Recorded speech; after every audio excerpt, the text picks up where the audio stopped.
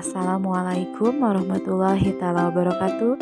Kembali lagi bersama saya Elis Hendrayanti. Sebelum menyaksikan video presentasi saya, mohon like dan subscribe-nya ya. Terima kasih. Pada kesempatan kali ini, saya akan kembali mempresentasikan aksi nyata saya, yaitu topik 2 mengenai kurikulum merdeka. Dalam hal ini, saya ingin menyebarkan pemahaman mengenai mengapa kurikulum harus diubah. Adapun topik kurikulum merdeka ini diantaranya 1. Pemahaman kurikulum dalam pembelajaran. 2. Murid sebagai pusat pengembangan kurikulum. 3. Pembelajaran berdasarkan prinsip pembelajaran paradigma baru.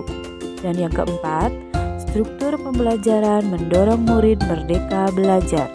Terdapat 2 modul dalam kurikulum merdeka, yaitu modul 1 tentang kurikulum dan modul 2 tentang kurikulum merdeka. Mari kita mulai dari modul 1. Apa itu kurikulum? Kurikulum dapat dimaknai sebagai titik awal sampai titik akhir pengalaman belajar siswa. Kurikulum juga diibaratkan jantungnya pendidikan. Ralph Tyler dalam bukunya The Basic Principles of Curriculum mengungkapkan setidaknya ada 4 komponen dalam kurikulum, yaitu tujuan, konten, metode atau cara, dan evaluasi.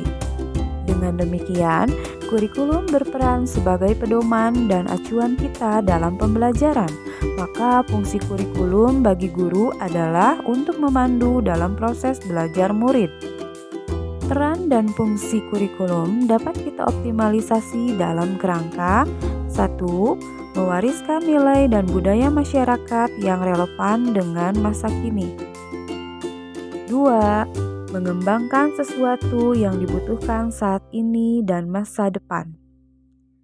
Yang ketiga, menilai dan memilih sesuatu yang relevan atau kontekstual sebagai kontrol sosial. Selanjutnya, murid sebagai pusat pengembangan kurikulum. Murid yang beragam suku, budaya, bahasa, adat istiadat, dan agama harus menjadi pijakan awal dalam pengembangan kurikulum, sehingga kurikulum dapat digunakan sesuai dengan konteks di mana satuan pendidikan itu berada. Kemudian, kurikulum yang baik adalah kurikulum yang sesuai dengan zamannya dan bersifat dinamis, yaitu terus dikembangkan atau diadaptasi sesuai konteks dan karakteristik murid demi membangun kompetensi sesuai kebutuhan murid pada masa kini dan masa yang akan datang. Seperti halnya pada proyeksi pendidikan 2030 yang dilakukan oleh OECD atau Organization for Economic Cooperation Development, mengarahkan bahwa kompetensi murid itu terdiri dari ranah kognitif, afektif, psikomotorik, dan value sebagai pelengkap kompetensi tersebut. Materi selanjutnya adalah pembelajaran berdasarkan prinsip pembelajaran paradigma baru, di mana transformasi pembelajaran dengan paradigma baru ini menekankan pada penguatan kompetensi dan materi esensial dan bermakna.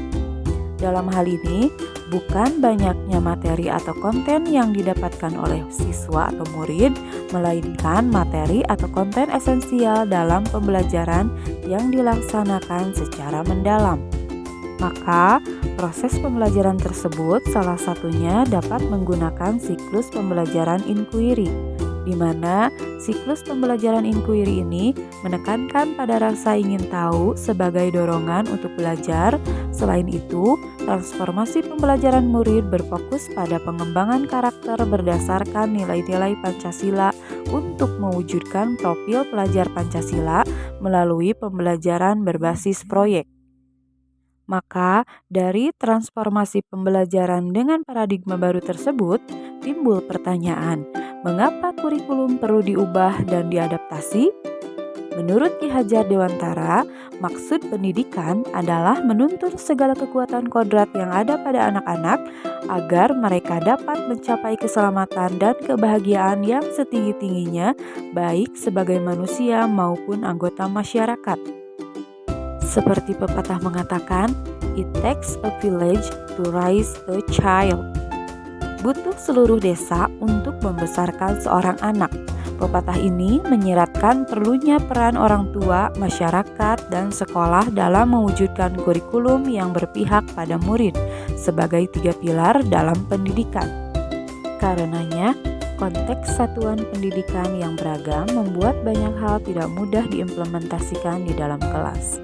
Itulah sebabnya kurikulum yang ditetapkan secara nasional perlu diadaptasi di tingkat satuan pendidikan. Letak geografis, perbedaan lingkungan dan ekosistem sekolah, faktor budaya dan sosiologis, serta perbedaan murid-murid menjadi alasan mengapa kurikulum dari pemerintah pusat harus melalui adaptasi terlebih dahulu dan disesuaikan dengan kebutuhan murid-murid di sekolah. Hal ini bisa diterjemahkan dengan istilah KOSP atau Kurikulum Operasional Satuan Pendidikan. Adapun kerangka dasar kurikulum diantaranya 1. Tujuan pendidikan nasional, 2. Profil pelajar Pancasila, 3. Struktur kurikulum, 4. Prinsip pembelajaran dan asesmen, dan yang kelima, capaian pembelajaran. Kurikulum dalam pembelajaran. Kurikulum sifatnya dinamis, artinya kurikulum dapat mengikuti perubahan zaman dan kebutuhan satuan pendidikan. Oleh sebab itu, setiap sekolah mempunyai kewenangan untuk mengatur alur tujuan pembelajaran, modul ajar, media ajar, sampai pada penilaian atau asesmennya. Dengan kata lain, dalam KOSP kita dapat menyesuaikan rencana dan pengorganisasian pembelajaran sesuai dengan keadaan atau kontekstual satuan pendidikan sehingga pembelajaran murid lebih bermakna.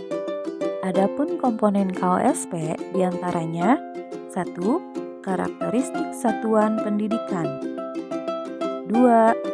Visi, misi, dan tujuan, 3. Perencanaan pembelajaran yang mencangkup alur tujuan pembelajaran, asesmen, modul ajar, media ajar, dan program prioritas satuan pendidikan. Kemudian yang keempat, pengorganisasian pembelajaran mencangkup muatan kurikulum, beban belajar, program intrakurikuler, ekstrakurikuler, dan penguatan profil pelajar Pancasila. Yang selanjutnya adalah sistem pendampingan, evaluasi, dan pengembangan profesional. 5 prinsip pengembangan KOSP. 1. Berpusat pada murid. 2. Kontekstual. 3. Esensial. 4. Akuntabel. Dan yang kelima, melibatkan berbagai pemangku kepentingan. Modul 2. Kurikulum Merdeka. Terdapat 5 prinsip umum pembelajaran, diantaranya: pertama, mempertimbangkan kebutuhan capaian belajar murid saat ini. Harapannya, perbedaan kompetensi dan potensi setiap murid dapat difasilitasi sehingga murid mendapatkan hak belajarnya dengan baik. Kemudian yang kedua, membangun kapasitas belajar murid menjadi pembelajar sepanjang hayat. Murid mempunyai fisik, mental, dan pikiran yang akan terus tumbuh dan berkembang. Oleh sebab itu, diperlukan pembelajaran yang mengembangkan pola pikir tumbuh atau growth mindset. Yang ketiga, mendukung perkembangan kognitif dan karakter murid. Keseimbangan kognitif dan sosial emosional menjadi penting bagi murid untuk menumbuhkan budi pekertinya. Yang keempat, menyesuaikan konteks kehidupan murid. Murid tumbuh dan berkembang berdasarkan konteks kebudayaan di sekitarnya, maka salah satu fungsi satuan pendidikan adalah untuk memelihara warisan budaya yang hidup di masyarakat. Selanjutnya yang kelima adalah mengarah pada masa depan yang berkelanjutan. Murid merupakan generasi penerus masa depan yang akan menjaga dan mengisi keberlanjutan kehidupan. Adapun kesimpulan dari materi yang telah dipaparkan yaitu Kurikulum harus selalu berubah karena kurikulum harus disesuaikan dengan kebutuhan siswa dan disesuaikan dengan perkembangan zaman. Guru dan siswa harus mampu beradaptasi dengan segala perkembangan zaman, di antaranya mampu beradaptasi dengan literasi digital dalam pembelajaran. Kesimpulan yang kedua, dengan 5 prinsip pembelajaran paradigma baru, guru dan satuan pendidikan diharapkan dapat menciptakan lingkungan pembelajaran yang mendukung beragamnya kebutuhan, bakat, minat, dan potensi murid. Sekian presentasi dari saya. Terima kasih. Salam dan bahagia. Mohon maaf atas segala kekurangannya. Semoga semua presentasi yang telah saya lakukan bisa bermanfaat. Wassalamualaikum warahmatullahi wabarakatuh.